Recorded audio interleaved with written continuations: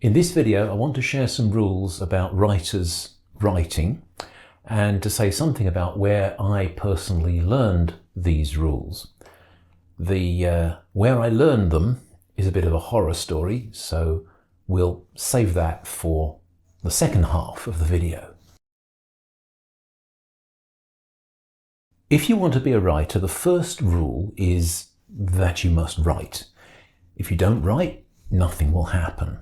It follows that you need to find time to write. And I suppose that's going to be different for everyone.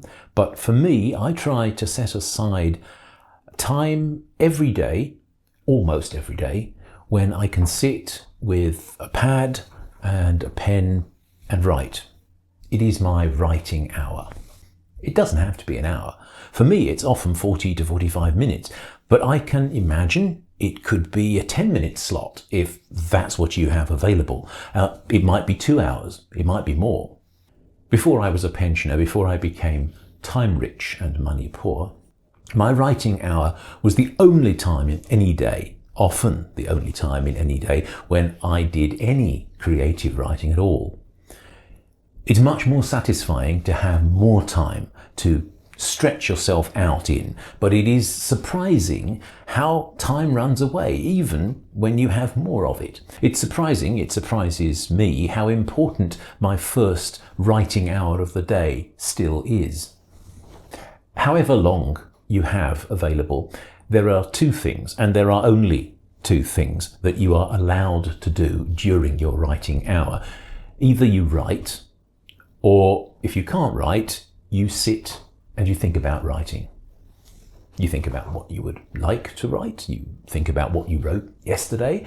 You think about a writing prompt, perhaps. Think about an event or a character, a scene you want to write about. Think about writing something that is relevant to the work in progress that you have, and so on. Eventually, you will stop thinking and you will start writing, if only out of boredom. What you are not allowed to do in your writing hour, you are not allowed to think about the everyday world. You are not allowed to wash the dishes. You are not allowed to worry about things you haven't yet done but think that you ought to. Above all, you are not allowed to think about the news, which these days is difficult, but it is essential. Ideally, you will switch off your mobile phone. You won't have it around you. In your writing hour, you sit and you write, or you sit and you think about writing. And you do this every day you can in your schedule, at least once a day, more often if you can.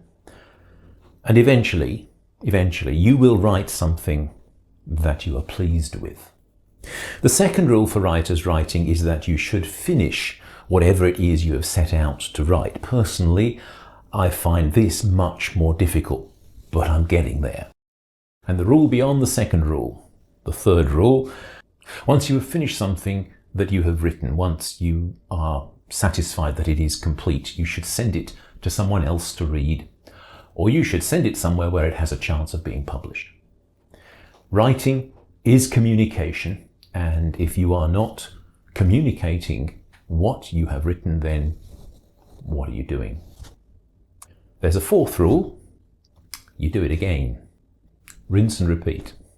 I have these rules written down in the front of my current journal, and I transfer them to the front of each subsequent new journal as I go along. I try to follow them. I learned these rules from Neil Gaiman. When you know or think that you know about someone, when you like what you know of them, when you have read their writing and been impressed by what they have written and how they have written, when you've learned from them and when you've been inspired by them, discovering that they are not the sort of person you thought they were is both disorienting and deeply disappointing, to say the least. So if you don't know, this is what has happened. In July of last year, of 2024, in a podcast series from Tortoise Media, Neil Gaiman was accused of abusive sexual behaviour within consensual sexual relationships by at least 2 women. The podcast was called Master, the Allegations Against Neil Gaiman, and I've not actually heard the series because it costs money. But Tortoise has published what I take to be an accurate summary in an open article, and the article is called Neil Gaiman Accused of Sexual Assault, and there's a link in the description. The article includes Gaiman's denial. Gaiman's position, I'm quoting, is that he strongly denies any allegations of non-consensual sex with the women.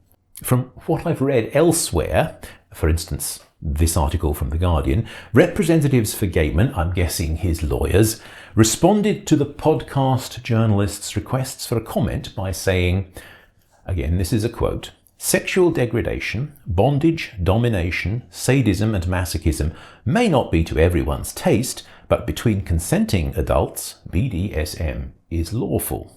In January this year, 2025, New York Magazine picked up the story and added to it in another article, "There is no safe word," published in the magazine's pop culture website, Vulture.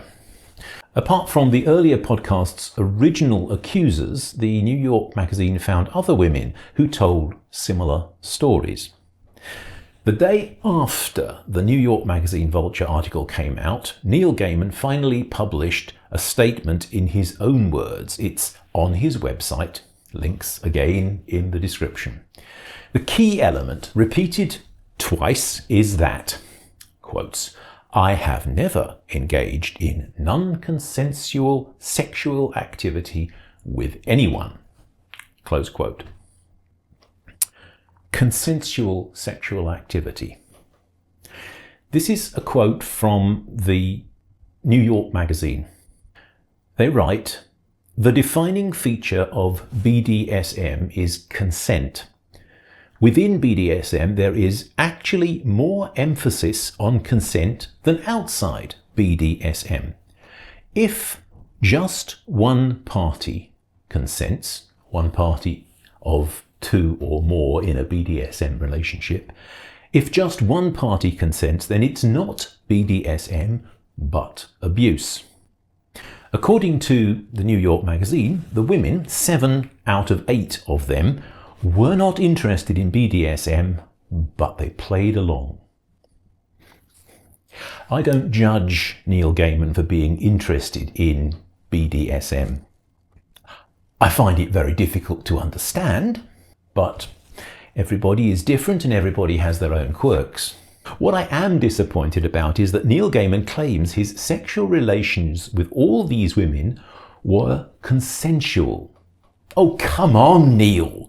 These women, who were all considerably younger than you, who were fans, who were, some of them, in a dependent situation in the sense that they were employed by you.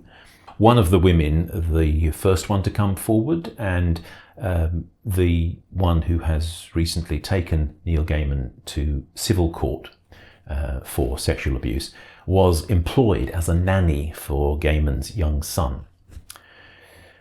According to Gaiman, these women all freely agreed to take part in BDSM sex with him. I've read Neil Gaiman, I've heard him talk, and I've been so impressed by the empathy that he exhibits in the construction of the characters that populate his stories. When you couple that to all that he has written about and said in support of feminism, you've got to wonder, I wonder, how is it possible for him to be so completely unaware, apparently, of the power imbalance that exists between an employer and an employee, between an older, respected man and a younger female fan? How can he not appreciate that he had the upper hand, that he was in a commanding position when the women initially agreed to have sex with him, that he was already dominant when he asked, if indeed he actually asked, for the greater ostentatious dominance of a BDSM relationship. How can he seriously believe his sex with these women could possibly have been mutually consensual? Or maybe he's just fooling himself. But all of this horror story, is actually beside the point. It's not at the core of this video. There is a very human tendency to throw the baby out with the bathwater, or the books. To express our disappointment with a writer, let's say, by condemning everything he's ever said or written. It's going to happen. It's already happening. His publishers are going to be looking for ways out of the contracts they have with him. One publisher has already abandoned a comic book series based on his The Anansi Boys. The Amazon TV series based on Neil Gaiman and Terry Pratchett's Good Omens has been abruptly curtailed. A British stage production of Coraline, a musical, will not now go ahead because of the allegations against its original author, I'm quoting. The Masterclass website of curated training series no longer knows anything about Neil Gaiman, although a summary of his Art of Storytelling Masterclass is still to be found on their YouTube channel, at least at the time of filming. I am concerned that the backwash might sink some of the good things Gaiman has said and written. Things such as the rules for writers' writing, which I have found to be true and to be useful. I think those rules are valid despite the messenger. I don't think all the rules originated with Neil Gaiman, perhaps none of them did. I think he was repeating them from earlier writers.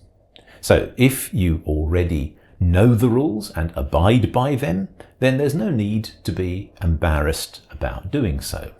And if these rules are new to you, if you find them useful, well, you didn't learn them from Neil Gaiman. You learned them from me. I have saved them from the wreckage for you. You're welcome. So that's my video done for this time. Thank you very much for listening to me. And if you thought it was interesting or useful, then please give me a thumbs up. Thank you very much. And I'll say goodbye for now. Cheerio till next time. First time I recorded this video, I used bullet points, and the video ran to 18.5 minutes, which I thought was a bit long. The second effort was scripted, and it was shorter, but it was as boring as sin. So, third time's the charm, right?